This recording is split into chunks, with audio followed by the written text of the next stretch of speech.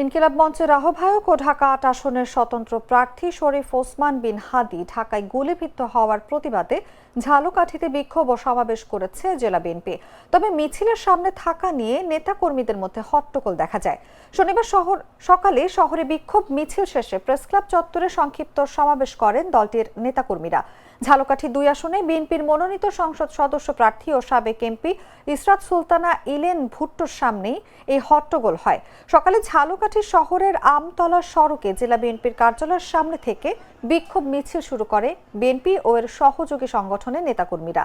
মিছিলটি কিছু দূর এগিয়ে সাধনার মোড়ে পৌঁছালে মিছিলের সামনে থাকা নিয়ে জেলা যুব দলের আহ্বায়ক শামীম তালুকদার ও জেলা স্বেচ্ছাসেবক দলের আহ্বায়ক আজাদুর রহমান খানের সঙ্গে বাকবিতণ্ডা হয়। এ নিয়ে নেতাকর্মীদের মধ্যে হট্টগোল দেখা দেয়। পরিস্থিতি শান্ত হলে পুনরায় মিছিলটি শুরু হয়।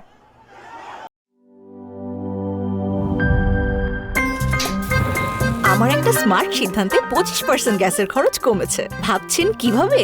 সাধারণ গ্যাস স্টোভ বদলে আমি এনেছি আরএফএল গ্যাস স্টোভ। এর সাইন্টিফিক নজল ও ব্রাস বার্নার ক্যাপ সমানভাবে তাপ ছড়িয়ে রান্না করে দ্রুত। তাই গ্যাসও বাঁচায় 25%, টাকাও বাঁচে 25%। আরএফএল গ্যাস স্টোভ নিরাপদ ও গ্যাস সাশ্রয়ী।